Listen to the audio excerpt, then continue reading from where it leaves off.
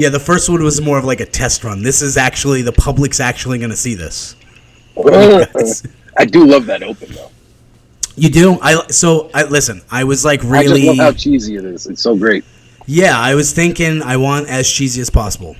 That's the amount of thought that I put into it. Cheese. Get ready to tag in and experience the world of professional wrestling like never before.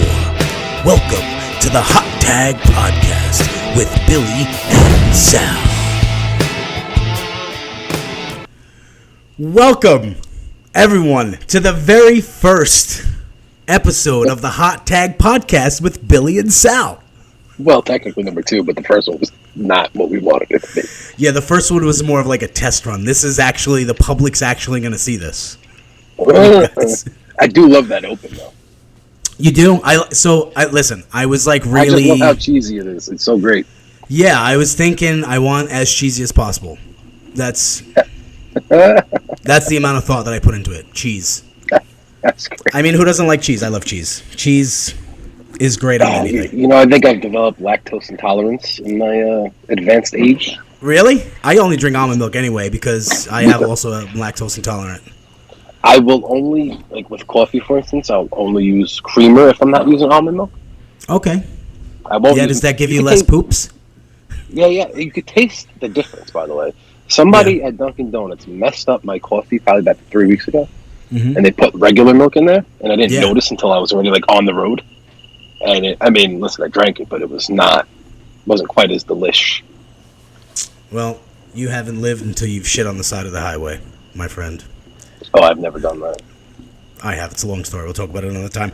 It is Sunday, August 13th, and we've had a very exciting week of wrestling. I mean, a lot of developments, a lot of jabs thrown around. People are talking shit everywhere, and we're going to cover it all.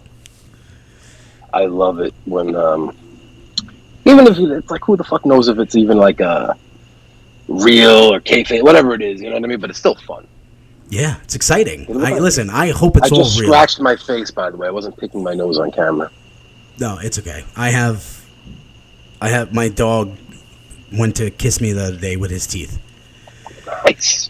Yeah, it was fantastic. How's your day going so far? Is nice Sunday for you? Well, it was my kid's birthday party. That's why I'm red. We had a pool party. Nice pool party. Approximately 30 minutes ago, they just got into a fist fight. So that was fun. At the party? No, the party was over. They were playing with Legos. Oh, your kids? Yeah, my kids. Something happened. I don't know what. I wasn't paying attention to that, but like there was some beef. And I just seen my little guy go to do something to the big guy, and the big guy just wowed him right in the face. Oh, man. I mean, listen. I don't care what anybody says. I think we should be allowed to punch kids in the face. Unpopular opinion.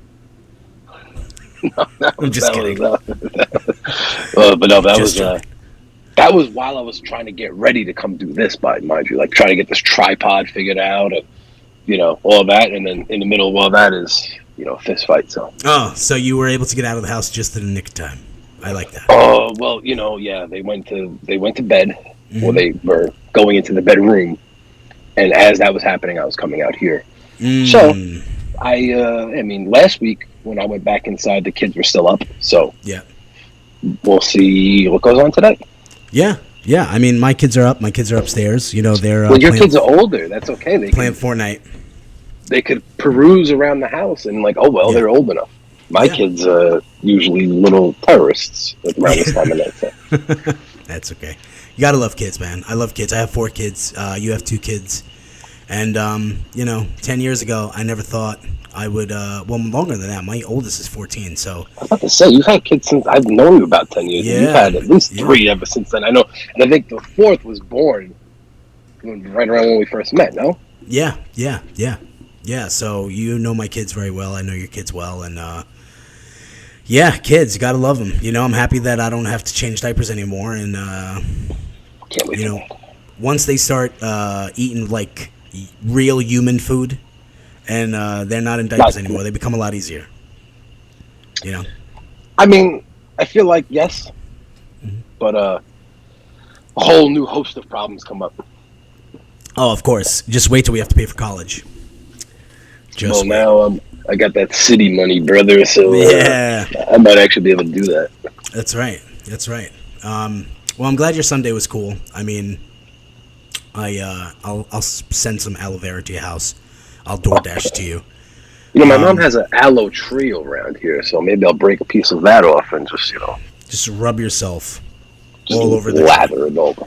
Just rub yourself on the tree. Climb the tree and slide down butt naked. And take all the branches with you on the way down. So, Jay Uso, is he officially done with WWE? His contract is expiring this month, and I don't know. I mean, I don't see him leaving WWE, but money talks, right? Money talks. There is no way he's leaving, in my opinion. Yeah. No shot. No shot at all. I don't know if I said this to you, but I said it to somebody. It might have been somebody at work. I don't remember. But me and somebody were talking about, you read the dirt sheets and it's like there's people that want to hold this match off until WrestleMania.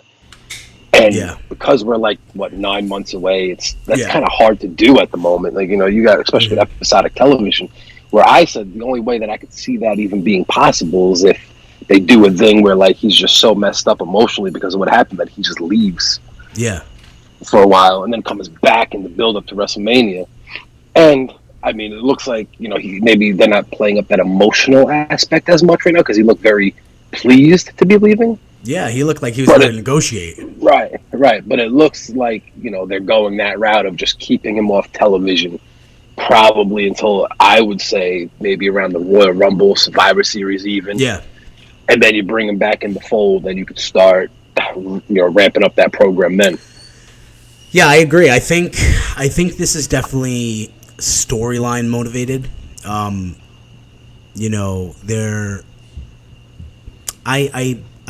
gonna go out on a limb and say I think he's made up his mind where he's gonna be. I don't see him leaving WWE. I mean, I don't see him leaving his brothers. And no. Unless his brothers are like, listen, dude, if AEW offers you $2 or $3 more million, go for it. You have a family too. That's another story, but the only thing I think about that is while he is very hot right now, I think he's still always going to be looked at as like a twin. You know what I mean? In the sense of I can't see him being away from Jimmy. Yeah. You know what I mean? I can't see them splitting off like that unless, I don't know, but and plus the Anoa'i family is just so much part of WWE. Yeah. If any of the Umaga's son is probably going to be signed within a year. He wouldn't go anywhere. I can't think of another person as part of that family that's if they're signed to a major company, they're going to be anywhere but WWE. You know what I mean? Yeah. One thing about that family is they always will get an opportunity in WWE as far as succeeding or not. You know what I mean? 100%. Listen, I could even see them bringing in Rikishi for the storyline. To kind of set his son straight.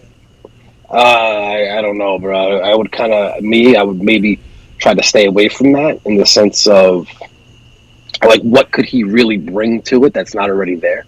Yeah, I would do. I mean, listen, I'm no Triple H, but if you bring Rikishi in on a Monday Night Raw or a SmackDown and have him get in the middle of his sons during an argument and have, Jimmy go to super kick Jay and he moves and he hits his father, you open up a whole new element to the ball game. You know what I mean?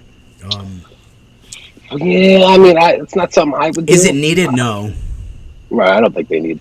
I would say the way to bring Rikishi in would be down the line when they're trying to run their reunion angle, because that's going to happen eventually. Mm-hmm. When that happens, then I would maybe bring the father in to be the mediator. Hey guys, we're a family here. What are we doing?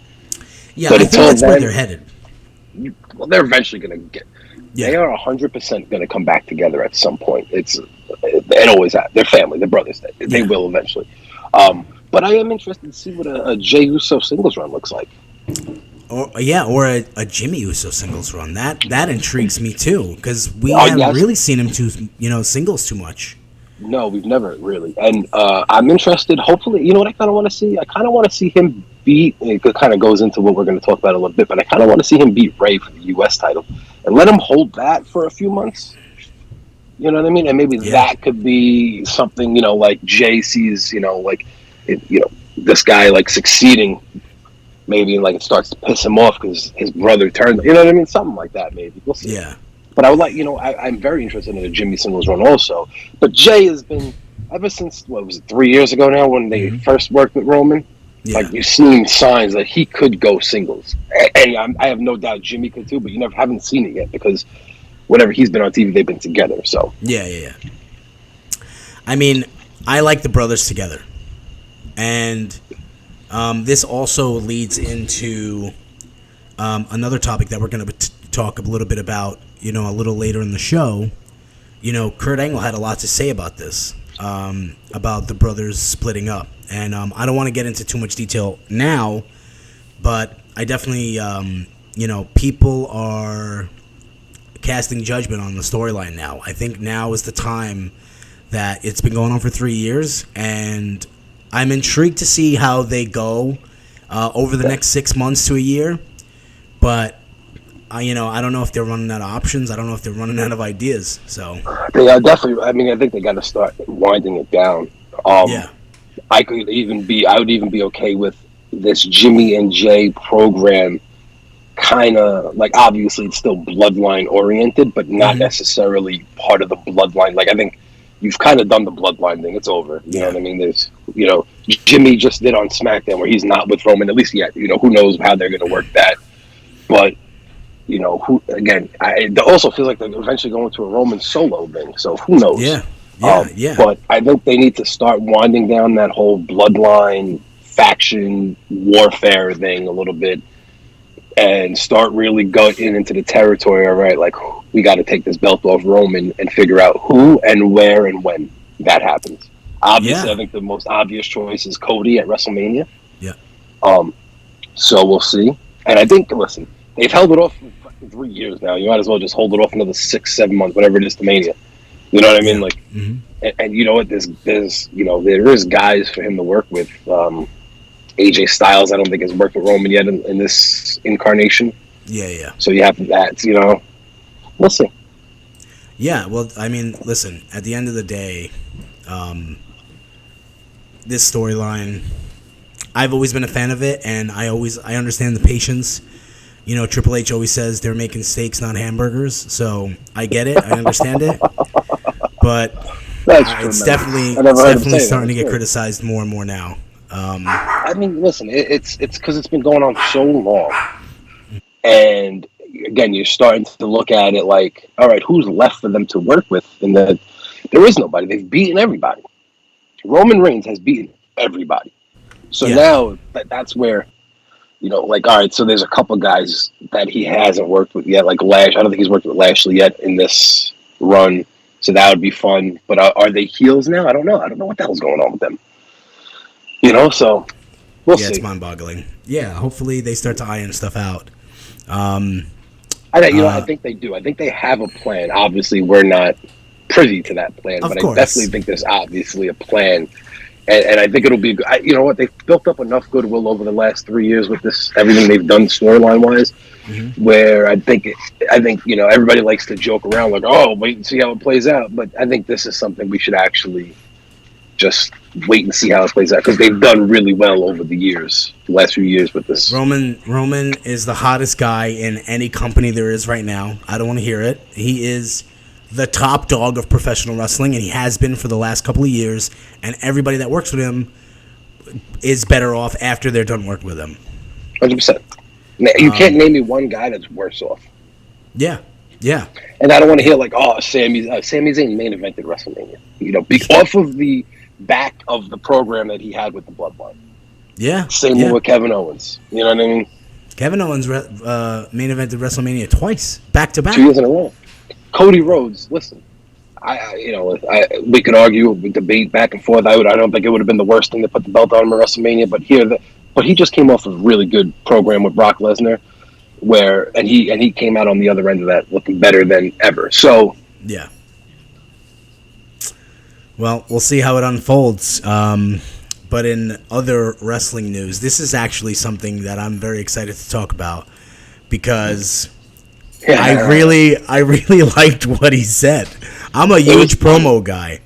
And, yeah, of course. You know, the promo that CM Punk dropped on Collision, and I'm going to read it verbatim here. CM Punk said, "Earlier today, I went to a local supermarket and I figured out why they call him Hangman.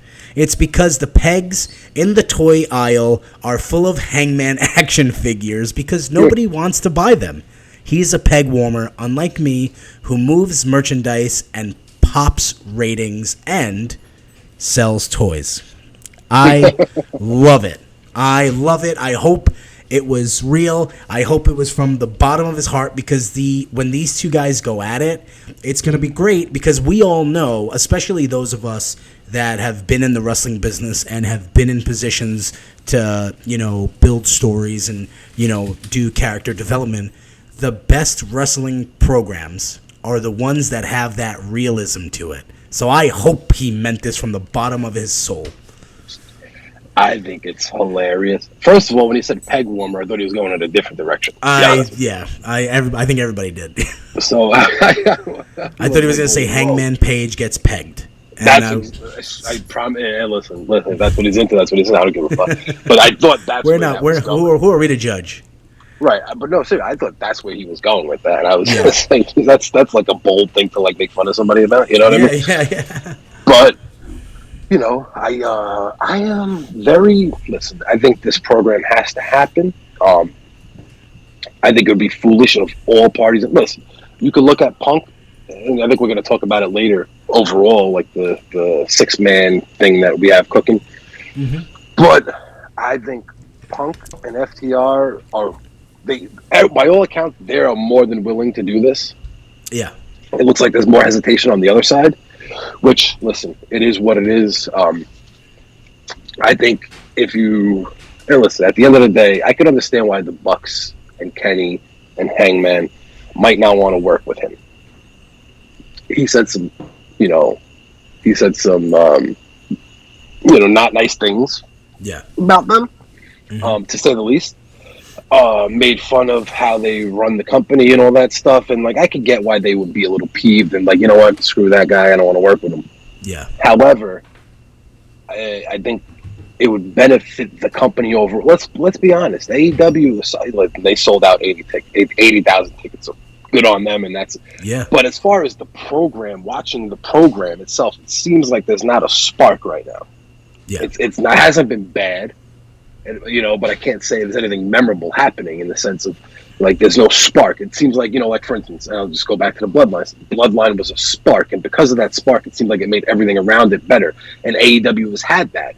I thought when Hangman was working with Omega, what was it, 3 years ago almost now, whatever it was, I thought that was like this, and everything around it seemed to be better.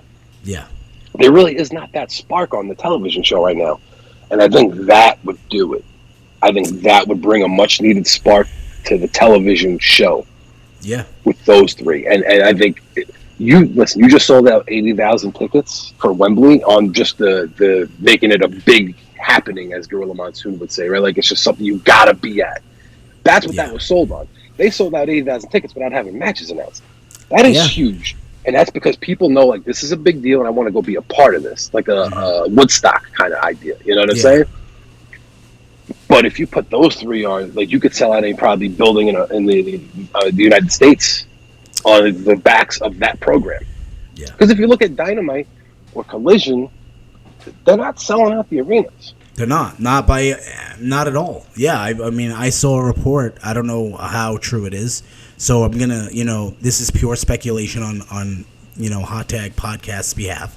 But I saw a graphic where they, tarped off a lot of the arena. And they pushed everybody towards where the hard cam is, and that's okay. That happens. You know what? It happens to everybody. WWE's been there. Yeah, you have to do it at some, because you know what? You have to tarp things off and put people in a certain area when maybe the building isn't as full as you wanted or expected. You want it to look good on camera, of course. Right. Everybody goes through that. Right. So, like, that's not even new, but it's just unfortunate because if you remember, they were selling out like hotcakes when they first came around because, again, it was a new thing and everybody's like, I got to go be a part of this. Yeah. I think that's right now what they're missing, and I hope they get it. I like AEW a lot. I enjoy it too. From its inception. It was regularly my favorite wrestling program, Dynamite. Regularly, so I would like to see it get to that again. But I don't feel like when I'm at work, for instance, and I'm working 2 to 10. I'm not coming home and be like, I gotta throw on Dynamite. You know what I mean? Yeah. Excited to do it. I do it because I'm a fan of wrestling and I want to watch it. But there isn't that excitement what happened tonight? Yeah, I mean, if it wasn't for Twitter, I wouldn't know half of the things that happened. So, thank you, Elon Musk. Right. Well, it's not called Twitter anymore. Now it's called X. So. Yeah, what is that? I think he named it after his kid. His son. I think his son's name is X. That's not real. I can't wait for him to fight Mark Zuckerberg. I can't wait for that to happen. Is that going to actually happen? I think so. I think it's going to... Who do you think wins? I think Zuckerberg knocks him out. I'm going Musk. I'm going Musk. He has reach. I'm going Zuck first round TKO. Whoa. I'm going Elon Musk second round triangle choke. Okay. Triangle choke. Speaking of choke, this is a perfect segue. I want to talk about this guy, Bray Wyatt, because according to Fightful Select, Bray Wyatt was suffering from a life and career-threatening illness, and there are currently plans in place for if he's able to get cleared. So I guess they're trying to clear him now. He hasn't been able to get cleared. There's been speculation all over the place of what happened to him. Did he have a mental breakdown? Was he battling depression again? I saw a report that, even as far of a stretch that he had COVID and it affected the muscles of his, the interior lining of his heart. That's scary. I don't care what happened to the guy, right? First and foremost, I wish him a speedy and full recovery, and whatever he's dealing with, whether it's illness, whether it's mental illness, because we, all know people like that. I wish him the absolute best of luck in anything he's battling. And I hope he gets cleared. But I guess my question to you, Sal, is if he comes back, right? Let's say he shows up at the next pay-per-view. Okay. Do you think he's going to get the same reaction he got a couple of months ago? Or do you think him stepping away again, albeit not really his fault this time, if it is an illness that made him step away because he's not able to get cleared? But, I just think this guy's career is plagued with things that only hurt his character instead of helping his character long term. What are your thoughts on that? I agree with you wholeheartedly. I think, so here's the thing. I think because the last thing we've seen of him wasn't the most inspiring, I think it would be a little cold coming back. And I could be wrong. You know what? I take that back. The entrance is going to get a pop. I think so too. Although I didn't like his new entrance. I didn't like it. I liked it. I liked the door thing. But I liked it in the first time. But it's the lights go out, all that. It's going to get a reaction. And it's him. Hoopla. Right. So it's going to get a reaction. Once you hear that toll or whatever, the bell toll, whatever happens, it'll get a reaction. Yeah. My thing is, once he's actually involved with somebody, what does that look like? Because to me, I could have cared less about that thing he was about to do with Bobby Lashley. Me neither. or Brock Lesnar, for that matter. Oh yeah, I couldn't have cared less about either of those programs. Yeah. He came in with I think they waited way too long, and they got a little wonky with the Uncle Howdy stuff. Yeah. It seemed like every week it was just prolonged, and it didn't get to the point quick enough to me. And when it finally did, it was kind of underwhelming. Yeah. 100%. But I think Bray Wyatt, I agree with you 100%. It seems like his career has been plagued with bad booking and bad timing. Yeah. Yeah. Whether it's them just seemingly dropped. Listen, he was a cult leader that always lost. Yeah. How could you be leading a group of guys when you're not coming in on your end, right? It's leading everybody to the losers table. I was about to say, leading everybody to the loser section. Yeah. But and that listen, and then they kind of repackaged them a little bit, shined them up a little bit, and threw them to the Undertaker, and he lost within less than 10 minutes in a match that was like, Mind you, again, I'm pretty sure I remember during the day he hurt himself. So it happens. And then the next year he was involved in a promo with The Rock where his buddy lost in 10 seconds. Yeah. There's just, this guy is, I feel bad for him. But again, characters like that too, though, there's only so far you could take them. Yeah, 100%. They doesn't have legs like that. Right. That's why The Undertaker kept evolving, kept changing it up a little bit. And he also had the benefit of, at the time where like he was very just stoic, there wasn't this much content being pumped out. So he could show up once every 3 weeks on an hour-long program, and it was all good. Yeah. And then you just feed him somebody at the pay-per-views. Yeah. And then, obviously, as they started ramping up their program, he started evolving more and stuff like that. And his character turnaround was a little more frequent than in the beginning. Whereas with, there's only so much you could do with a character like Bray Wyatt. And because he's somewhat limited in the ring, it's like all character, and then you get into the ring, and it's like, Yeah, his matches have definitely not blown me away. Character, yes. 100%. We're gonna do some hot tag trivia at the end. So I got a subjective trivia question for you. Okay. Give me one person that came out better for feuding with Bray Wyatt. No one, in my opinion. No one. I mean, okay, maybe. I can't even say LA Knight because he worked with so many people after that. Nobody. He hurt Seth Rollins. Remember the whole Seth Rollins Hell in the Cell thing? I know we spoke about this before.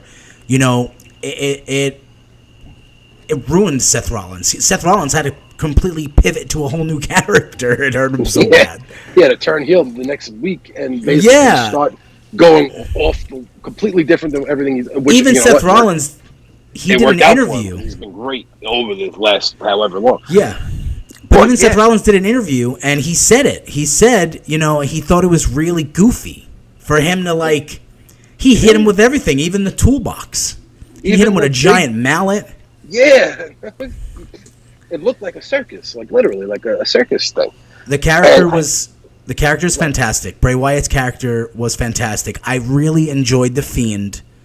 I think they could have booked him 10 times better. I hope Triple H books The Fiend or Bray Wyatt, whoever he comes back as, 10 times better.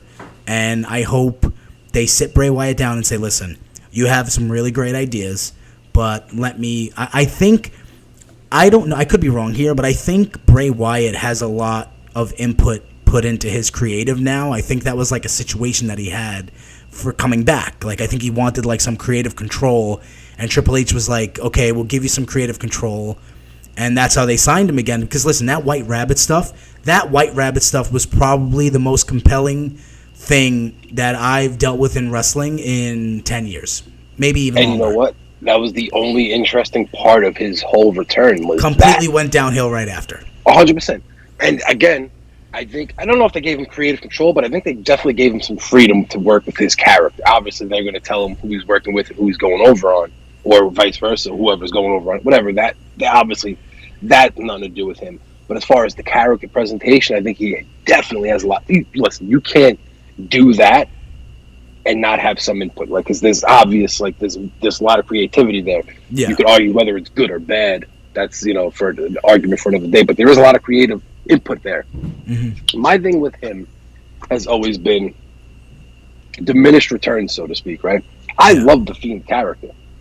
Same as you. I thought the Firefly Funhouse stuff was fantastic. And I think me and you both have a natural, we like that stuff. We like the horror stuff, right? But I also don't think the Fiend should have been a regular character. I think the Fiend should have been treated kind of how the Demon is treated with Finn Balor. Come out once in a while when you really need it and you're really trying to mess with somebody. Yeah, dig down deep and find that demon within. Right. But the problem with the Fiend is because you're bringing it out every day or whatever it might be, every week, it's now you get desensitized to it. It doesn't have that same impact. You know what I mean? That same, I want to see that.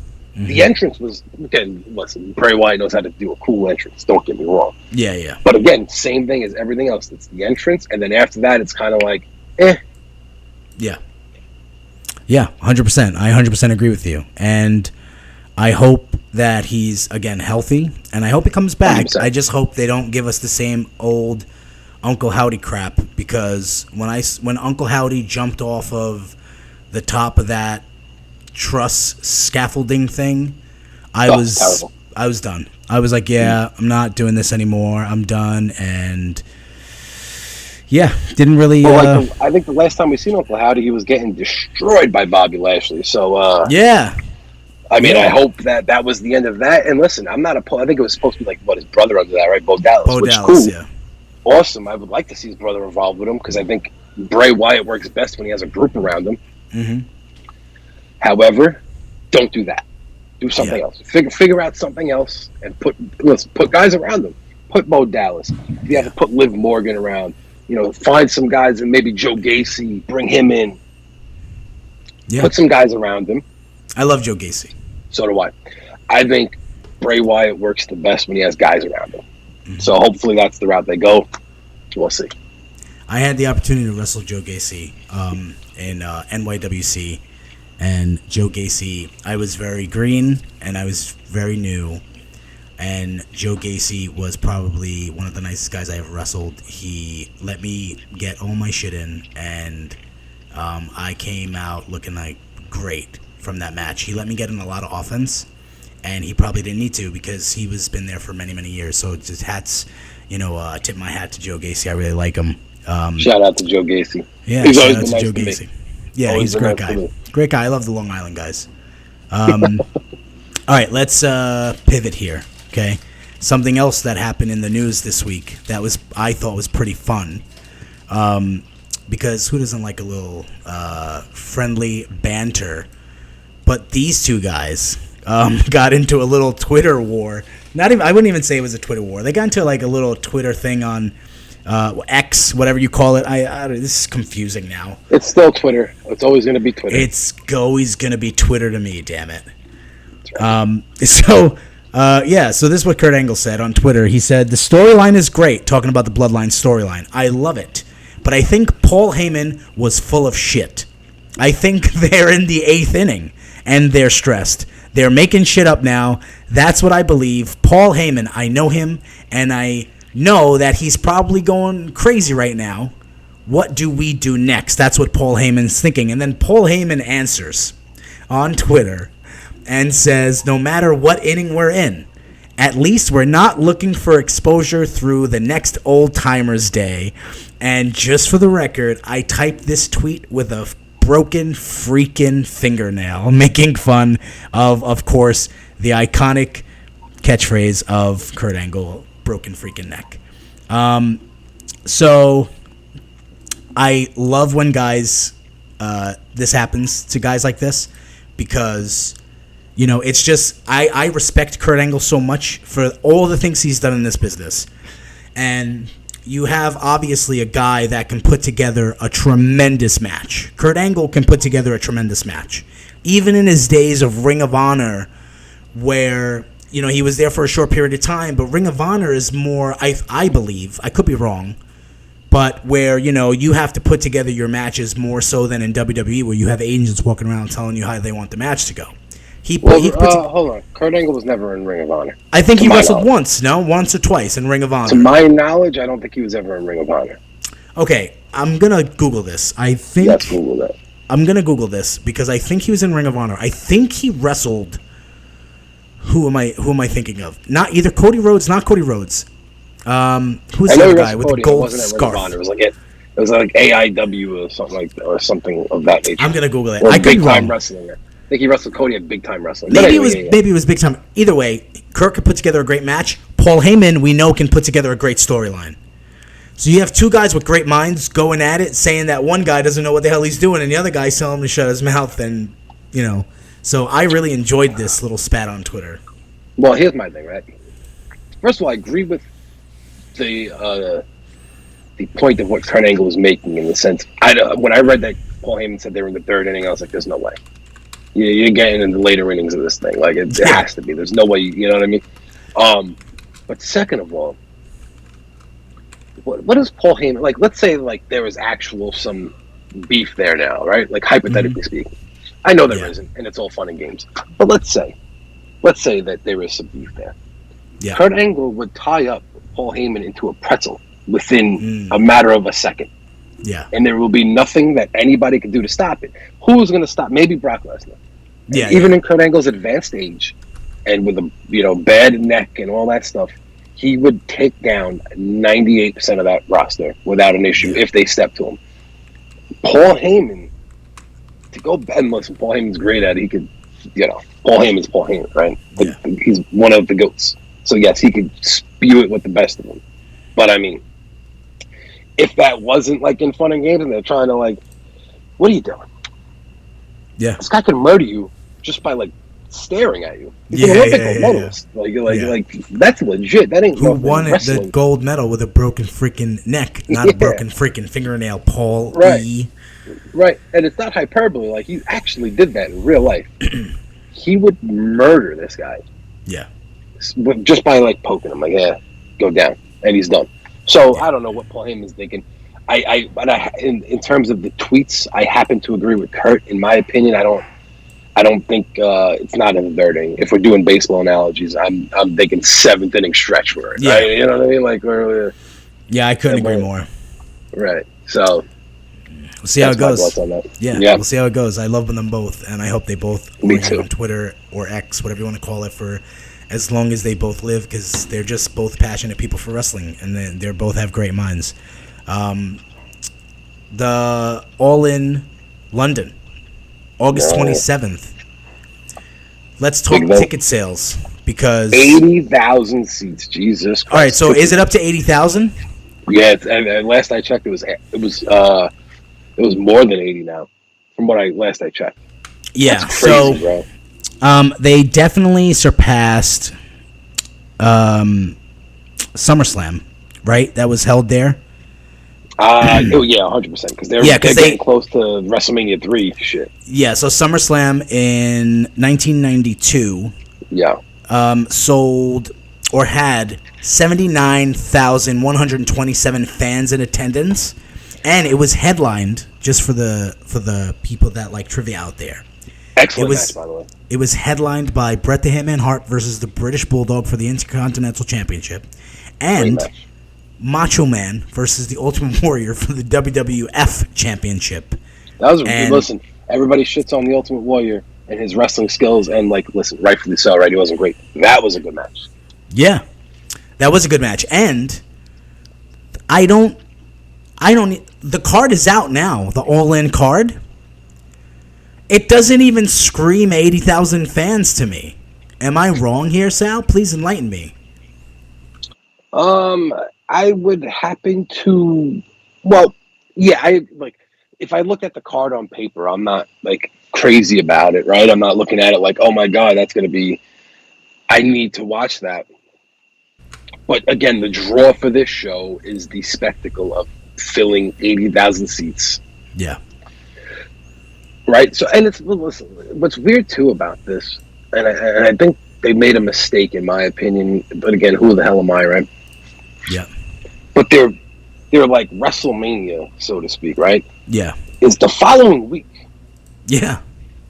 So, and now you're gonna ask people to pay whatever they're asking to pay, $50 or whatever it is, 2 weeks in a row. Yeah. Yeah. And listen, people will 100%. Mm-hmm. But now you also got to use TV to build. It's gonna get confusing. I don't know what's on what card. Yeah. I don't even think they've announced the card for. They might not even announced the match yet for the other one. And, so it's to me, it's now it's just weird. But yeah, I mean, there is the FTR Young Bucks thing. I think is going to be tremendous. I am looking forward to that. I think that'll be. I think that's a great match. It's going to be a great 100%. match. I think Adam Cole and MJF will be good. Yeah. It'll be fun. Mm-hmm. What else do they got on that show? I know there was other stuff now. What else is announced with you? Do you have that on hand right now? I don't, but I can look it up for you in a jiffy. Let's see. I think they're doing a fatal four-way women's match, which to me, I mean, I think the women's division there, unfortunately, is so cold as far as people that are. It's just not interesting to me right now. Yeah, yeah. So what do we got? We got MJF versus Adam Cole. We have FTR Young Bucks. That'll be really good. We got the Fatal 4-Way Women's Women's Championship. Right. Darby Allin and Sting versus AR Fox and Swerve Strickland in a coffin match. That'll be cool because it's Sting, and I love Sting. Yeah, and I'm sure they'll give him a grand entrance. I like Swerve a lot. I like Swerve too. Really nice. Darby's guy. Cool too. So that I'm, am I going to lie to you and say that I'm like super into this? No. Yeah. But I am. I think it'll be fun. And then you got MJF and Adam Cole wrestling on the pre-show against Aussie Open for the tag team championships, and this is Ring actually of Honor tag titles, right? This is for the Ring of Honor World Tag Team Championships, and this is actually a perfect segue to get into these two guys because I think, first of all, MJF is gold. 100%. No matter if you love him, no matter if you hate him. I know a lot of people are jealous of him because he's young, and a lot of people didn't think he was going to make it this far. Me and you, right? Me and you personally were on match cards with this guy, and I never in a million years would have thought that he would have climbed so fast, right? So had a great look back then, has a great look now. Great personality back then, great personality now. He climbed to the top really, really fast. And he deserves every minute of it, I think. He's great on the stick. His matches are not bad. His matches are great. I think his matches are really good. Yeah, and I always thought that was like if there was going to be like because his personality is just so out there, like not out there, like in terms of weird. I mean, like he's just like that's what is presented as who MJF is. That his wrestling almost takes like a back seat sometimes. Yeah, but he's constantly putting on these good matches. I always liked him. I remember, like you said, like we been on shows with him when he was younger. We were all pretty young in this thing. Yeah, and we're talking 10 plus years ago, right? Oh my, like 7 or 8. But regardless, he back then. I assumed like, all right, like you said, did I think it would be this fast? Probably not. Like, how could you predict that? But I always thought that he would, out of everybody, we like the Vernas and him of the world, would make it before almost anybody else, just because of the presentation is more what I think is for TV, right? Yeah, like, they had the TV look. Like MJF is a TV character, and he was so good at getting heat. That I remember, if you ever get a chance, look up this promo. I remember back when I was with Five Borough Wrestling. He was there, obviously. He was feuding with Papa Don. Okay. And he cut a promo, like basically at like a park, and he said something. Oh, it was like a little kiddie ride, and he said something about like he was making fun of Papa Don's age, like the last time I was on one of these was around I think it was like making fun of like when he started or something like that. Yeah. And it was just such a flawless delivery. You know what I mean? Yeah. That it's like, how could you not expect somebody like that to really move up? Again, I think he got really fortunate, obviously, as a lot of guys with the AEW, because that was like a perfect place for him. Yeah, it was a great place for him. Right, because if not, he would have went to NXT, and you know how they are. He's not the tallest guy in the world, so sometimes maybe that would have hurt him eventually. But I think, like, let's say he was to go to WWE now, they can't hold him back because of everything he's already done on national television. No, they can't. He's a guy that he can't go to NXT from AEW. They're going to have to. He's a Royal Rumble entrant. Right. He's not even if he could put on those banger matches that NXT, of years past was known for. Yeah. But he's somebody that's ready made for Raw, SmackDown. He's a character. Yeah. He's a personality. Yeah. He will put on some dope ass matches. He's done it this whole time. Yeah. Yeah, but I really like him. I really like him a lot. So do I. And I really like Adam Cole. Adam Cole's another guy. Listen, Adam Cole had, and he still has, probably one of the most, sought after entrances. Every single time he would come out and do the boom thing, everybody would get off their seat and do it with him. Again, if they booed him or they cheered him, because that's what wrestling is. Fans want to be a part of the show. He made them a part of the show, especially with the Adam Cole Bebe. His matches are fantastic. 100%. I don't know why WWE let this guy go. Well, I think he chose to. I think they wanted him to stay. But the rumor mill is that they wanted Vince McMahon seen him in a different light. And based on what that rumor is, I can't say I blame him because he's just really good. Like, you know, I can see him being a great manager 15 years from now when he's not wrestling anymore, or however long that might be. Yeah. But this guy is my age. I think he's 33 or 32. You know, and he was like, so he's young, especially for like the main event scene. Mm-hmm. He's a young guy. Yeah. He's got time left. I am very interested. This match is I think the match is gonna be awesome. I think if the tag match with FTR and the Bucks don't steal the show, this will. Yeah.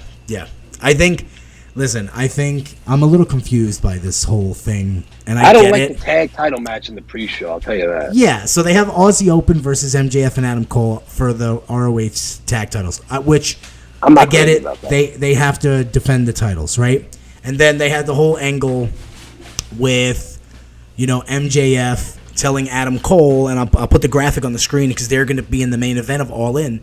But I guess MJF, you know, told Adam Cole, listen, you know, you deserve a title match. I promised you a title match. We're great friends. We're best friends, yada, yada, yada. So I'm going to give you a title match. Listen, this has turned all over it.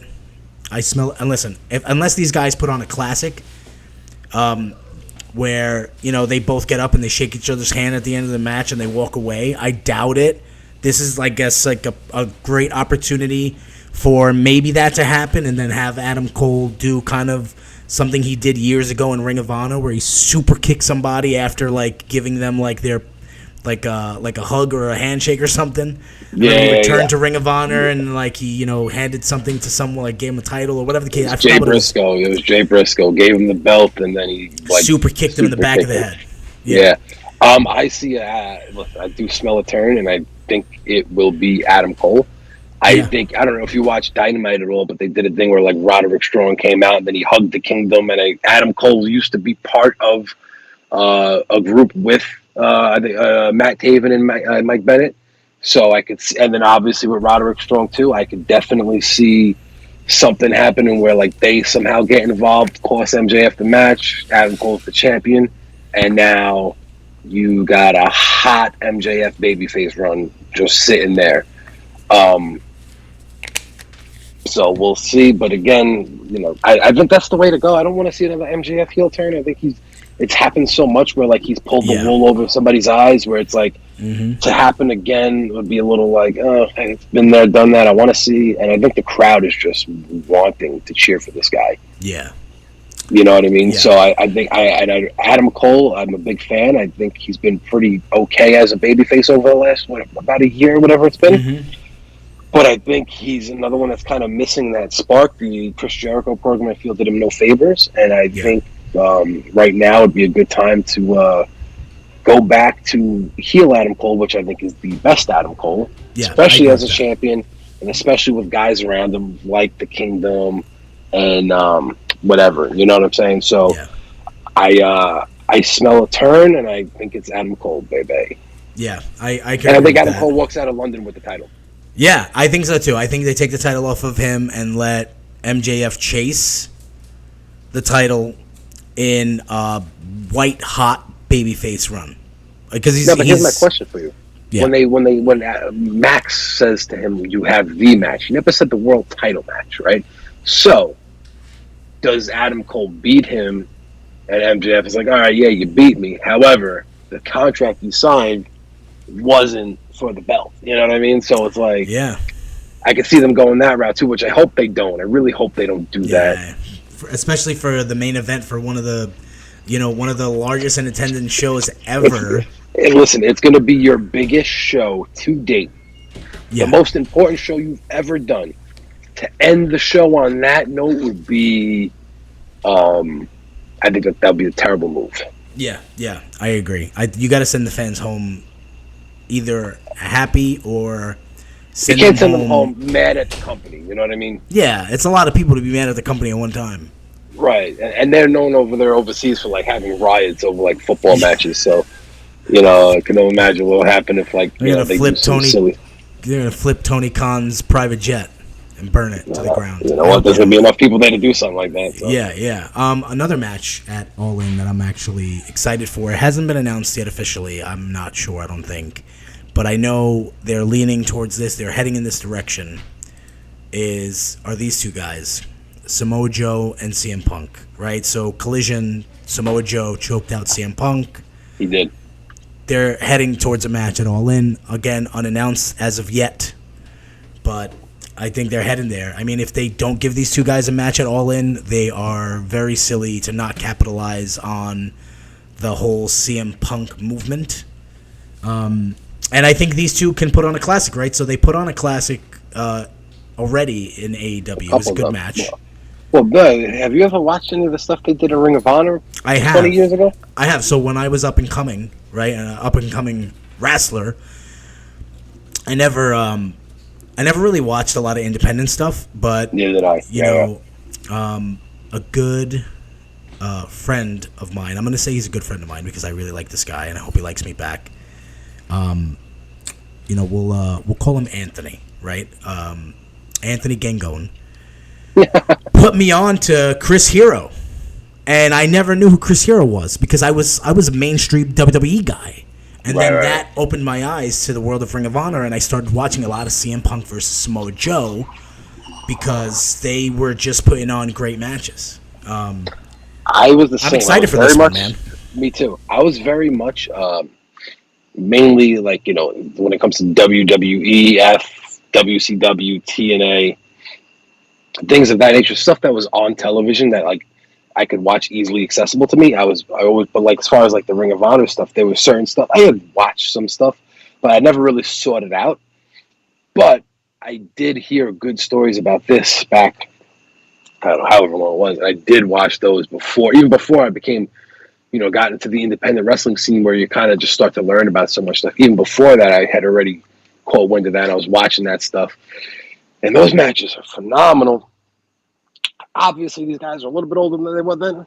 So, well, you know, I think we got to grade things on a little bit of a curve nowadays. But I still think that, like you said, I think the match they had on Collision, what was it, a month and a half ago, whatever it was now, was really good. And I think this will be no different if given the time. Because there's a natural story. These guys they've known each other for over 20 years. There's a story in place. They have history together. And now they're meeting again for the, you know, whatever, you know, years later. Your mic's out. 30th time. There you go. The 30th time. Yeah, but so we'll see how it goes. I think it's going to be, I think it'll be good. I'm not expecting a 30-minute classic, so to speak. But I think, you know, you give them 10, 15 minutes, I think they're going to put on a really good show.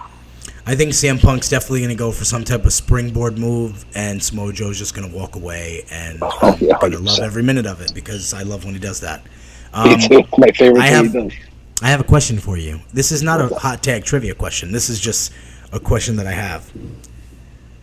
Are we ever going to get CMFTR versus the Elite? Because I think this is the big money match. This should have been the headliner of this show.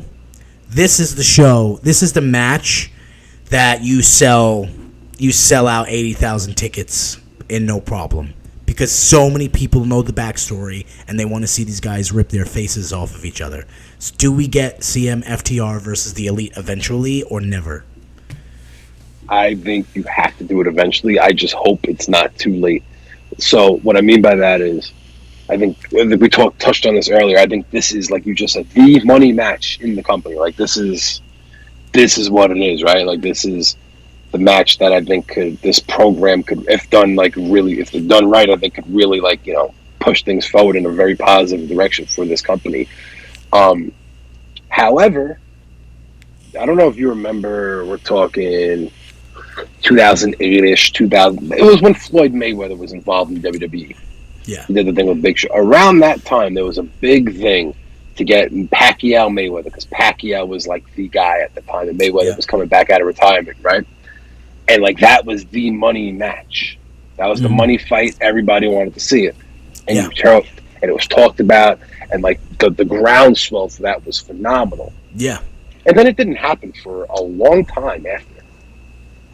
And while it was still a big deal because of who they are, it wasn't what it could have been if you did it when the iron was hot. Yeah. So I hope that they don't do this with this program where it's like a year from now and it's kind of like, all right, whatever. They've already coexisted in the same company for a year now. Yeah. after all. Like, it's like, I hope that for the sake of wrestling's health and fan entertainment and the sake of company growth, that they put their differences aside and just go have this program. Listen, you don't have to do it. Agree. Listen, you don't have to make it some epic 6-month thing. Build it up for a month and have it pay off of the pay-per-view, and then boom, done. Yeah. But you know what? For that month, it's going to be really compelling TV. Yeah, people definitely want to see this, and it's a lot of talk about it, especially because, like we've touched on, some of the best wrestling programs are the ones that have that real feel to it. That these guys, maybe these guys, are going to hit each other a little harder in there because they really don't like each other. That always goes through someone's head. Like Brock Lesnar's matches, right? Brock Lesnar is not putting on 5-star matches. But I feel, me personally, I watch a lot of his matches, and I'm interested in a lot of his matches because he's an absolute monster in there, and he looks like he's killing everyone. And he has, done, he's, hurt some guys in there. Not hurt them, like, injury-wise, but like the whole thing with Randy Orton when he opened him the hard way. That's, how he destroyed John Cena. Suplex there is City. Definitely a feel around Brock Lesnar matches, maybe not so much nowadays, but especially around the time you're talking, where it was like a dangerous vibe, like, all right, somebody's going to get hurt here. Because, and I think Brock that's, like you said, there's the aura about that, right? There's that, I don't even know how we got into this, but like, I agree with the 5-star, that to me is what I watch. It feels like a fight, like these guys are like fighting for their lives today. Yeah. Obviously, it's in a worked environment, sure. But it seems like he's not just giving stuff to guys. Like, they got to take it. Yeah. And how did we get into this? Because I got confused. And now I'm lost. Where are we? I don't know. We started talking about, just having a real feel to the matches. Oh, yeah. And Okay, why I like Brock Lesnar's matches, because they there's a realism to it. Right. And I think, this will have that, especially like the Punk is really good at sending shots, as we've seen earlier, elsewhere. But the Bucks are no slouches, bro. Like, they'll take those shots that he throws, and they'll make it work for them. Yeah, they'll put them in their Twitter bio. They'll put it on T-shirts. Yeah, they'll make mock money him. off of it. Yeah, Bro, I really love the way they do that. When they wrestled in Chicago, they were doing all of Punk's botched spots from the match with Hangman, where like he went for the buckshot and he like tripped. So like the Jackson, I think it was Matt Jackson, went for it and intentionally landed on his ass. Yeah. You know what I'm saying? Like, they do stuff like that's their trolls. Yeah. So I think that'll just, that in itself will be fun. You know? And then you have the element of Kenny Omega, who is just stellar in the ring. Bro, one of the best in the world. And I don't think anybody that says differently just doesn't. Kenny Omega seems to be very polarizing at times, but I feel like you can't deny how good he is. Yeah, I think you can't deny how good he is either. I mean, I know again, he's never made it to WWE, right? Never succeeded there. Been a mainstay character there, but he's still one of the most popular wrestlers in the world. So he's done great for himself, and I personally think Dynamite needs to be built around him a little bit, like more. Yeah. Like, I think, like, I'm a big fan of him, and I like that he doesn't, but like to me he loses too much. Like, you need to make this guy special. I think Kenny Omega is the face of AEW. Do you agree with that? I think he should be. Yeah, I think like when people fantasy book, it's always like Kenny Omega involved somehow. Kenny Omega and Roman Reigns. That's all you hear. Oh, that'd be so good. They want to see Kenny. When the whole Forbidden Door thing happened, the Kenny Omega versus Roman Reigns was trending on Twitter worldwide. I think Kenny Omega needs to be the face of the... Listen, does he have to have the belt? No. You know what I mean? But I think he needs to be featured in a more of like a role similar to like a Roman Reigns, right? Where it's like...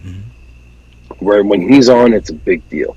Yeah, he's just too good to be just willing away. I don't even know what he's doing right now, to be honest with you. Yeah, I don't know either. I don't know either. Is he on the he's not in the All In, right? As of yet? He probably will. He definitely will be. Listen, I am a huge fan of Jeff Jarrett. Right? Okay. Love Jeff Jarrett. I think Jeff Jarrett is one of my favorite parts about AEW. I would get up and do the Jeff Jarrett walk right now, but I'm in my underwear because you can't see me from the waist down. Listen, it's the beauty of having a podcast. Jeff Jarrett, when he's in the ring, is one of my favorite wrestlers right now on TV. Yeah. But I don't want to see him. I mean, listen, they did the whole 6-man with him and the Bucks, Jeff Jarrett and that group against it, and I was okay with that. But my point being is, I want to see Kenny Omega in stuff that's like meaningful. Yeah. Like the him and Brian thing, him and Brian Danielson was amazing, right. And I didn't mind that they went to a draw. I didn't mind that they went to a draw. Absolutely not. That match got criticized, but I didn't mind it at all. I think it was a great match, and I think it needed to. It added another element to their story. I just wish they would have capitalized on that sooner, like the return. But I read something where they were looking to do that at this show coming up, but obviously Danielson got hurt. Yeah. Which I think would have been a perfect money match for this card.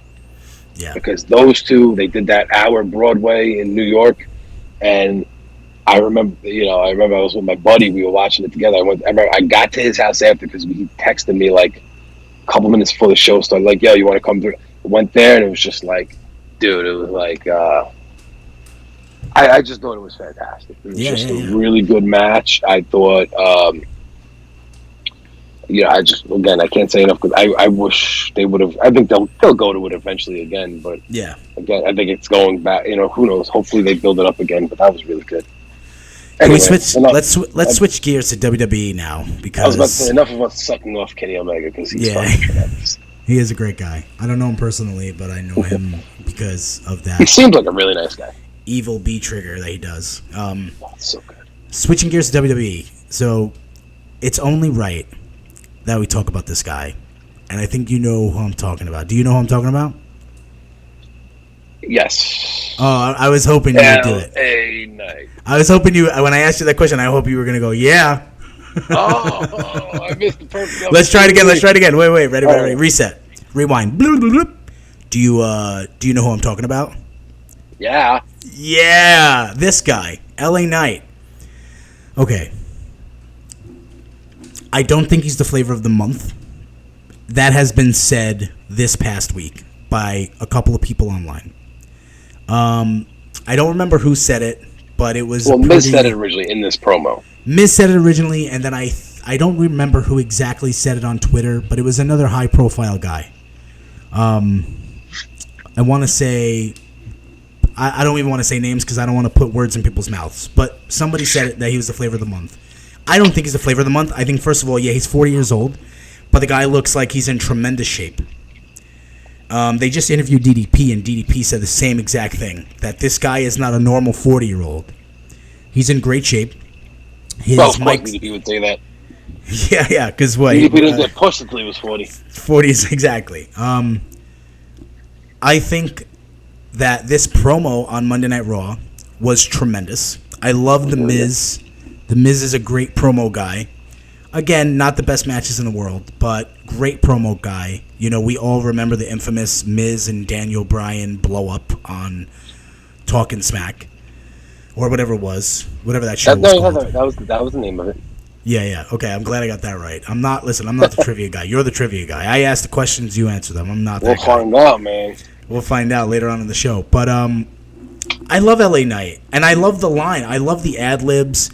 When he made the stepping stone remark to the Miz, where he said, "I'm not talking about don't get hot. I'm not talking about your little stepping stones down there." Yeah. Guy is tremendous on the stick.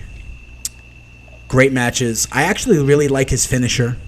I like his finisher a lot. A lot of people don't sell it right. I will say that. I will say this, though. On Friday Night SmackDown, Top Dollar sold it probably the smoothest. The smoothest. Straight front bump, like flat. Shout out to Top Dollar. Shout out to Top Dollar. Nobody has taken that finish better. No one's not hotter, not nada, something like that. But I first of all, you know what? I like Hit Row, but that's another story for another day. Anyway, shout out to Top Dollar. Yeah. he took that really nice. And also shout out Top Dollar because he's gotten himself into really good shape. Anyway, back to LA Knight and The Miz. Yeah. I agree with you. I don't think he's the flavor of the month. However, I think that it's very possible that the WWE could turn him into that, if that makes sense, where it's like they don't capitalize on this momentum they have. He could easily turn into something like that. Yeah, and that leads me into my next question. Where do they go with this guy? Where do they stick him? What meaningful feud is he in? Where is LA Knight over the course of the next 3 months? He beats The Miz. Okay. What show? He's on SmackDown. He's on SmackDown, but he was on Raw for this. Yeah, he beats The Miz. I think what do you do with him though? Like, I want to say he goes right for Roman and goes into it, but then he's got to lose. I don't know where they go with him because it's like who's like a heel on SmackDown right now that you could put him against that would make it mean something that he can get a win on. Yeah, you know what I'm saying? Like I don't know. Like maybe you can't put him against them. I mean, maybe no, you can't put him against Jimmy because Jimmy needs to start racking up wins before he goes against Jay. Yep. Solo's kind of been used as a punching bag for the last little while. You can't really have that. Yep. Austin Theory, I guess, just lost the belt, so you could. Oh, you know what's that? Grayson Waller, I guess you can put him. Yeah. But again, these are all just placeholders. Like, what do you do with him long term? You got to start putting him into. You got to put him in the main event now. Yeah, he's got to be put into something. We have Seth Rollins, who is. That's on Raw, though, right? Like, he's on Raw, but he's a pretty hot babyface right now. Right. You have Roman Reigns, so I feel like those two guys are completely out of the question, right? You're not going to have face LA Knight versus face Seth Rollins and have it be a great program. No, and you know what? You could do that. You know what? If Rollins is still champion by WrestleMania, you could do that then. Yeah. But that's down the road. Like, we still need LA Knight to be established as a baby before you could and we also need Seth Rollins to have an established run with the belt before you could really go that route, in my opinion. Yeah, and he can't go against Roman because then Roman's going to have to beat him, and that, puts the, that stomps the fire out right there. I would have maybe thought let him take the title off of Austin Theory. They gave it to Rey Mysterio. I didn't like that decision, and that's actually what we're going to talk about next. Rey winning the championship, but where you put him against Gunther? Does he beat Gunther? I don't see him beating Gunther. I wouldn't be opposed to that. I'm not opposed to it, but Gunther's been running through everybody. Well, who beats Gunther? I don't think LA Knight does. Who does? That's the thing. But that's why I put him in that contention, so to speak, because I don't have an answer. Like, first of all, LA Knight, Gunther's on Raw. That's weird. Well, brand split doesn't even matter anymore. Yeah, it's stupid. But I think Gunther is, like, I don't know who beats Gunther. So I don't know what you do with it. I mean, you got to do something with him, and what that something is, I don't know. It's scary. It makes me. It's scary because I really like him. Me too. He worked really hard to get his stuff over, just being really consistent with it, and. I don't know if you saw that video online, but there's a video online comparing his crowd pops from 6 months ago to now. Within the 6 months, they're two starkly different reactions. Yes, everybody compares him to The Rock and Stone Cold because, he talks like Stone Cold but sounds like The Rock. I don't. Okay, this is, please, and this goes out to the HOTTAG podcast viewers and fans, and just fans of professional wrestling. I'm talking to you guys. Why is that a bad thing? Why, Sal? Why is having The Rock and Stone Cold combined into one character such a bad thing? They were both phenomenal. Not only that, dude, you got to remember this guy is, all right, he's a little bit older than us, but he was a fan when they were on top. Yeah. What do you listen? He's obviously inspired by these guys. Mm-hmm. And like you said, why is that a bad thing? It's not like he's... Listen, everybody that you like, me, you, is inspired by people. Exactly. They take a little something from a lot of guys and they put it together. Yeah. It just so happens that maybe the two guys that he's taken from besides Hogan, the two biggest to ever do it, right? And it's somewhat obvious in some regards, like where, you know, he's got that attitude of an Austin, but he's got the charisma of The Rock. You know what I mean? Yeah. But I don't think it's a bad thing. I think you got to find a way to keep him special now, and like we just talked about, I don't know how. Maybe throw him in a feud with the Judgment Day, but they still seem to be with Rollins right now. So, yeah. Dude, I wish I had but he's on SmackDown, so I don't even carry and cross, but that's like a step down for him. Yeah, that's not where you want him. You want him. I don't know. Did you see Karrion? I mean, I don't have this pulled up here because I wasn't going to talk about it. We could just touch on. Did you see Karrion Kross versus AJ Styles? I seen the botch of the century. It wasn't that bad, bro. I thought it was terrible. I thought that he sandbagged AJ Styles, and AJ Styles physically looked angry. Yeah, listen, bro, things happen. Like, I'm not trying not to. Listen, I'm not upset with him. I think it was definitely a sandbag on live TV, and I think they pulled him aside for sure to talk to him about it. I think so. I think I feel so bad for that guy because I was really into the whole Killer Cross thing that he was doing prior. Mm-hmm. I liked what he was doing in NXT. Yeah, and I was happy when they brought him back. Mm-hmm. I don't know what the hell is going on with him. I don't know either. I just hope they don't put LA Knight versus Omos. It'll kill him. Anybody versus Omos never turns out well. I like Omos, but yeah, that's not where I see him going. Exactly. Now we're getting towards the end of the show here. We've been, talking a lot about certain things, and this guy came up in a little bit of a conversation just a minute ago, and I going through the show, the bracket and all the blocks of the show, we decided to take some stuff out just for the restraints of time because we don't want to make this a 4-hour podcast. But I purposely left this guy in because I think he deserves all the adulation that I'm about to give him. Talking about Rey Mysterio. Now, although I think that belt that he just won looks bigger than him in this picture. Yes, it probably is bigger than him, actually, when it's unstrapped. I love Rey. I love Rey, too. I don't think him beating Austin Theory was a great idea. I don't think he needed it. I think LA Knight needed it more than him. Or I could think of 3 other people that could have used it more. I would have put it on Kaiser before I put it on Rey Mysterio. Why not just keep it with Santos Escobar? Why not? Well, I think that's where they're leading, right? So that's, to me, what it seems like they're leading into. Now, I kept this on the show because there's a fun fact here. And I think a lot of people are not going to realize this.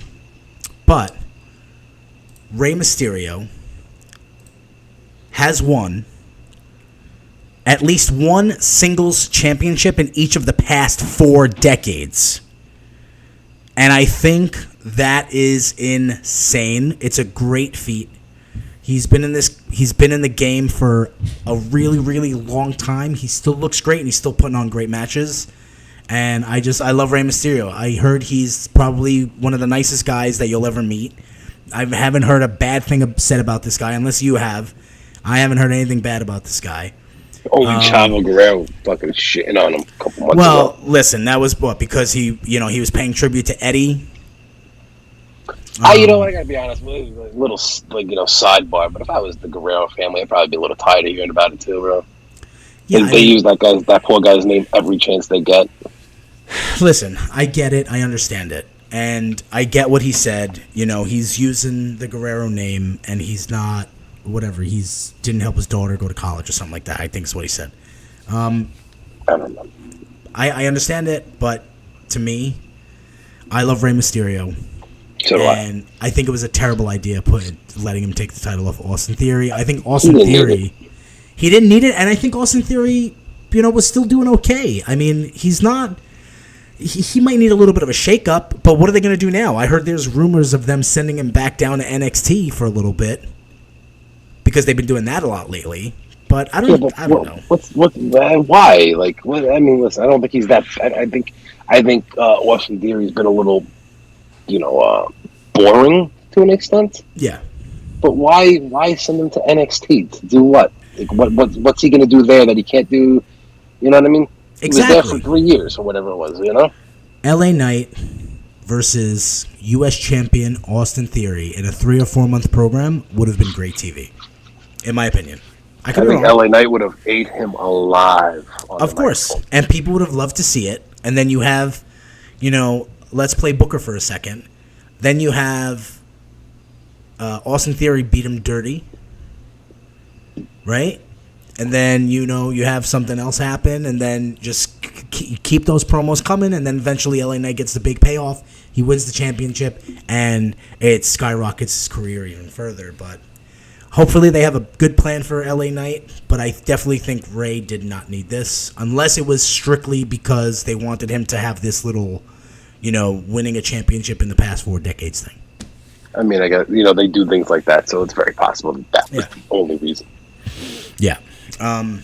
So I think we have to close the show the same way we started the show. And that's talking about the longest reigning storyline. You thought I was going to say champion, but I didn't. The longest reigning storyline. It's going on 3 years now. What happens with these guys? So Jay is out. For now. Does he show up at All In? Probably not. Probably not. Definitely. I was actually talking to my kids about this today because they were interested in this. Does he show up at All In? Probably not. They just want the rumor mill to go. But where do you go with this Bloodline storyline now? Where does it go? What do the elders come in? Where do you see Roman Reigns over the next month or 2? Who's his next opponent? Is it Jimmy? I think Roman Reigns goes away. You think so? I mean, what else do you do with him? You got to listen. They're not. I can't see them taking the belt off him before WrestleMania. No. And if you keep him on TV every week, PLE or whatever, you run out of things to do with him. So I think he goes away. Yeah. I think Jimmy goes on a little bit of a singles run, as he should right now. I think Solo, I don't know what Solo does, probably just remains to be, hopefully they just start booking him as a killer again. Jimmy goes on a little bit of a run, and then, again, as the Survivor Series, I think around Survivor Series, you might have to bring everybody back maybe to do the War Games if they're going to go that route again. I don't know. I mean, listen, if they go back to doing what they did a couple of years ago with Survivor Series, where they would put the champions against each other, yeah. Then obviously that's something different for Roman to do again. It's another Seth Rollins match, which I think would be fun. Yeah. And it doesn't have to be for the belt. So I think that's an easy thing for a slam dunk move to bring him back to that. Or they could do War Games again. But I don't know. I think, listen, as Kurt Angle said, I think they're in the 8th, or I'd say the 7th inning stretch. They got to start winding this thing down. And you know what? If you want to keep me on the ride until WrestleMania, I can deal with that. But it can't go past WrestleMania. I think we see Jimmy versus Roman. I think they have to do it because they did it with Jay. I think we're going to see Jimmy versus Roman. Both heels, and I think if you do that, you're taking away Jimmy's heel juice, so to speak. I don't know if Jimmy's full heel though. His promo that he cut on SmackDown, he got the pop from the crowd when he called Roman Reigns an asshole. I don't know if he's full-fledged heel. But he needs to be a heel for this thing if you really want to do brother versus brother thing, and you want to make it work. I think he needs to be the heel. And Jay is the clear babyface. Obviously, he's the one that got screwed. Now, you could have Jimmy as the delusional heel, he doesn't think he's a heel. That's fine. Yeah. But he is a heel. And if you book him against Roman, he's the obvious babyface. Now, you do that, you start taking away that heel momentum that he might have a little bit.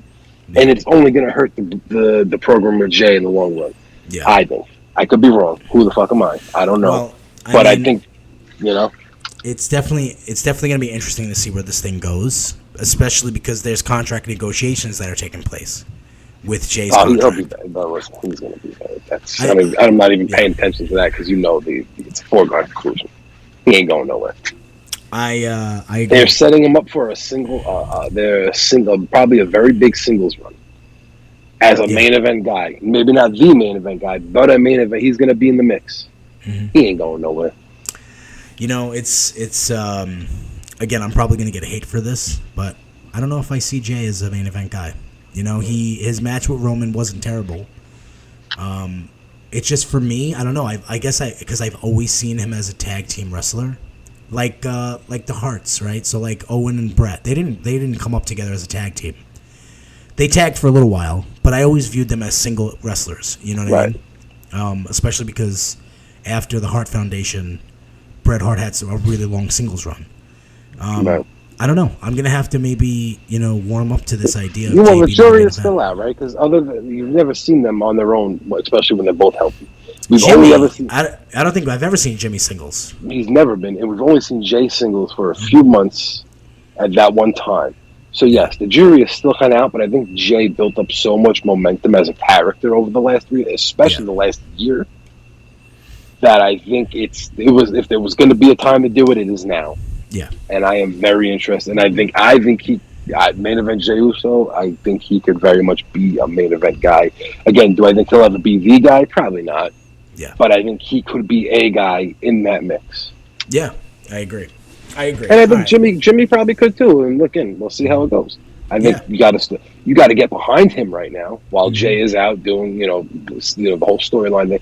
You got to get behind Jimmy now and have him start racking up some wins. You know what I mean? Again, maybe he beats Ray for the U.S. title, but I think that needs to happen. Mm-hmm. And then, and hopefully he can he can be this character that they need him to be in order to get to WrestleMania with the brother versus brother at Mania. Yeah, I hot take. I really like the Solo Spike Spear combo. I love it. It's a great move. I just like the Samoan Spike in general too. I love it. Yeah.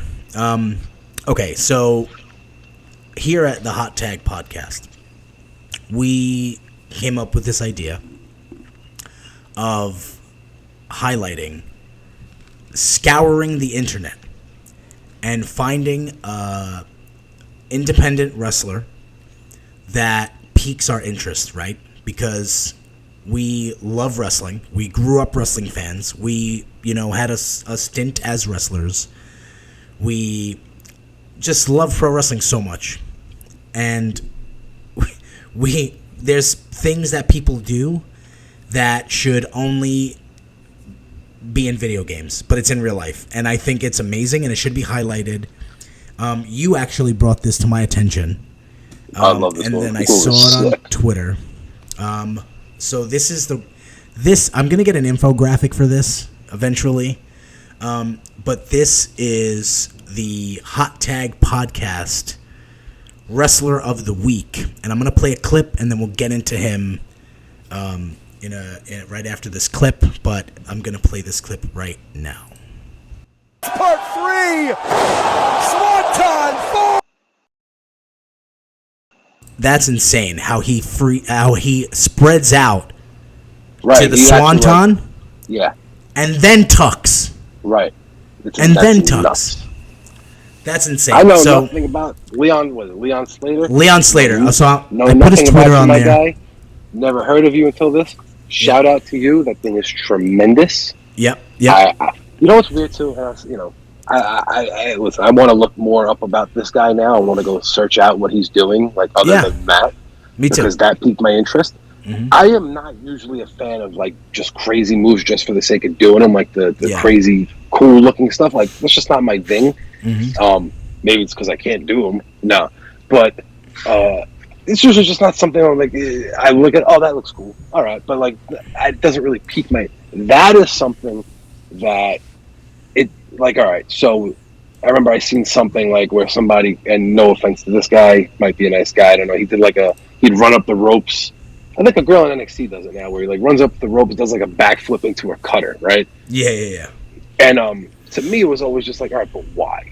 Like, all right, it looks cool, but like, why? That's so much, in my opinion, like wasted motion.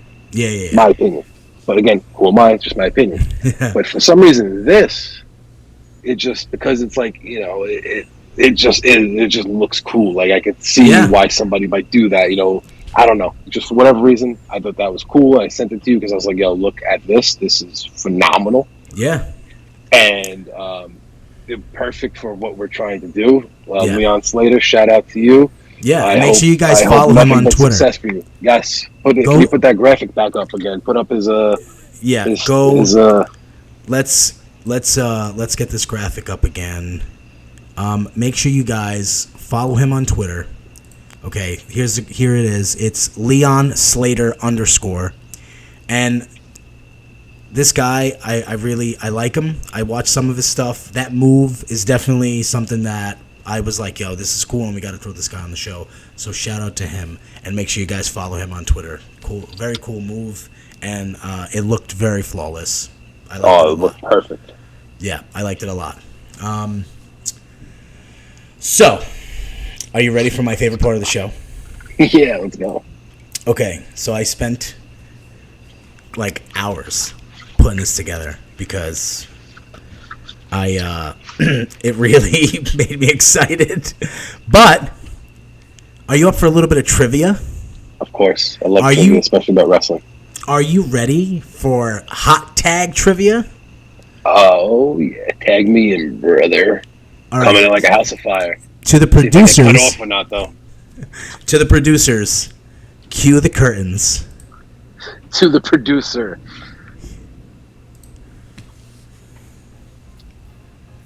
Hey. I love it. Ladies and gentlemen, welcome to Hot Tag Trivia. I'm your host, Billy, and this is going to be a show where we put Sal over there in the hot seat and ask him some wrestling trivia. Listen, I think this is a tremendous idea. I think people are going to want to come on this show just for this, and I can't wait. So, Sal, are you ready?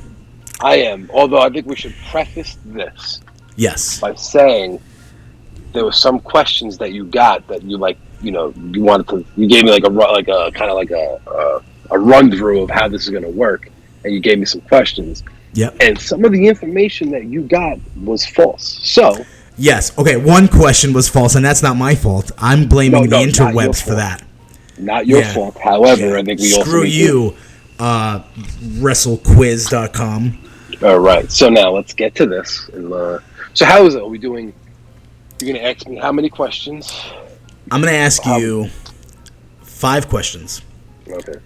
And then I'm going to ask. So then, after you answer those 5 questions, I'm going to describe a wrestler to you. Okay. And I'm going to put a 1-minute timer on the clock. 1 minute on the clock. Okay. And you're going to have a minute to figure it out. Okay. Okay? Mm-hmm. So, this is our first time doing this. So, bear with us. But let's start with the questions. Okay. So, question number 1. Okay. Who was the first wrestler to win the Royal Rumble match? Hacksaw Jim Duggan. That is correct. Hacksaw Jim Duggan, who won the inaugural Royal Rumble in 1988. Okay, who was the youngest WWE champion in history? So it's WWE champion, not World Heavyweight champion. WWE champion in history. I'm going to say Brock Lesnar. It was Randy Orton, who won the championship at the age of 24 years old. That is where the disconnect comes. He won the World Heavyweight Championship at 24 years old. Okay. So, we'll give you that answer. You got that one right. We'll give you that right. Let's see. This is a good one. What was the first WWE video game? Now, it was WWF when it came out, but what was the first video game that was ever produced by the McMahons? I feel like I know this. Was it called WWF Arcade or something like that? It's close. You want to take another crack at it? I'll give you a hint. Action? It was for the Nintendo, and it has something to do with a pay-per-view name. Not going to give you what pay-per-view it is, but a pay-per-view name. I had this game too. I did too. WWF. No, I didn't know it was any of those before in your house. Royal Rumble? No. Close. I think that was one of them. It was WrestleMania, the arcade game. You said it. Wait, it was WWF WrestleMania was the first game ever released in 1989 for the Nintendo. Oh, okay. So that was even a little bit before what I was thinking. Okay, that makes sense. All right. What was the first WrestleMania main event to feature female wrestlers? Becky Lynch, Ronda Rousey, Charlotte Flair. That's correct. WrestleMania 35 held on April 7th, 2019. Becky Lynch versus Charlotte versus Ronda. Right in the swamps of fucking MetLife Stadium. I was there. Not gonna lie, I left before the match concluded. Swamp. Yeah, to move that stadium to Lower Manhattan or something like that. Yeah, I not proud of myself, but I left halfway during that match because I wanted to get out of there. Traffic. You know, it's funny. Another story. Apparently, mad people got left there because it was just so late for public transportation. But anyway, continue. We'll go to the next thing. Last question, right? Last question. Okay. Oh, this is a good one. It's going to be a hard one, though. Okay. Are you ready? Sure. What was the first WWE/WWF event to be held in Japan? Oh. I'll give you another hint. It was in 1993, and it was co-advertised by WWF and New Japan Pro Wrestling. Oh man, I know. Well, what do you mean? What was the name of the tour? What was the name of the show? They did a show. They did a co-produced show in 1993. It was the first one, and it was the first show that they held in Japan. WWF. Think of Japanese pay-per-view names. They it's pretty. Once you hear it, you're gonna be like, "Oh, I should have known that." Fucking Strong Style. Close. WWF Invasion, Japanese Invasion. I don't know. What is it? Yeah, see, I got that wrong here. What was it? Super Show 3. It was WWE or WWF Super Show 3, co-promoted by WWE and New Japan Pro Wrestling in 1993. That was the first show ever held in Japan. I would have never gotten that. Well, listen, I had to stump you on at least one because you've been batting 1,000 so far. All right. Let's put the minute timer on the clock. Are you ready? So now, are you going to describe this person before the timer or while the timer's going on? Are you going to keep giving me hints? While the timer's going, I'm going to keep giving you hints, and you got to say it before the bell rings. Okay. Okay? Are you ready? Yeah. Okay. Wore a black trench coat to the ring. The Undertaker? Nope. Sean O'Hare? No. Wore gloves. There's a insect on his gear. Sting. Yes, that is correct. It's not an insect, it's a reptile. Is it a reptile? A scorpion? I'm looking this up right now. I didn't want to say scorpion because then you would have known right away. I had to throw you off the trail a little bit. All right, so I will be much. I already won. Yeah, I will be much more prepared. I need to get a soundboard where I could ring the bell. But that's it. I mean, I hope you enjoyed Hot Tag Trivia. It was our first Hot Tag Trivia. I'll definitely be more prepared next time. But I just really like the look. So if you guys have any questions that you want to ask Sal that has to do with wrestling trivia, send them to Billy somehow. Send them. Put out your email. I don't want to see these questions. Yeah. DM Billy. DM me. I'm on all social media platforms, and we'll ask Sal these questions. And that's it for Hot Tag Trivia. See you next time, folks.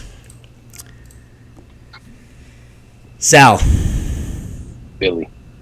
Our first podcast has come to an end. I feel tremendous. This was probably the most captivating 90 minutes.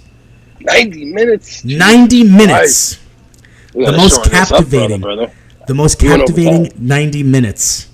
Yeah, they were flicking the lights on us, but I wasn't stopping because our conversation was so great. I didn't want to go home, brother. Oh, God. I absolutely love this. This is episode number 1, kind of. And I hope you guys enjoyed it too. And we're going to be doing these once a week, where we're going to talk about, everything from WWE to AEW and in between. Again, we're going to be highlighting indie wrestlers. So if you guys know of an indie wrestler that has caught your eye and you think deserves a highlight, throw them in the comments of this video or, tag us in it. We're going to be all over social media. If you see this right here, this QR code, make sure you guys scan that QR code right here. Where is it? Right there. Scan that QR code, and that'll literally bring you to all of our social media platforms. And, give us a follow. I hope you guys had a great time. I had a great time. And, Sal, did you have a great time? I had a great time. My AirPods just died, though. Oh, that's okay. Perfect timing. Well, you know why? Because the whole podcast is about to die. But I had a great time, and let's do this again next week. Can you hear me okay right now? I can hear you. You sound beautiful, like always. All right, well, this is the end anyway, but I'm looking forward to doing this again. Yes. Until next time, we'll see you guys next week. Thank you for tuning in. Make sure you follow us on social media. Have a great night, everybody. Peace out.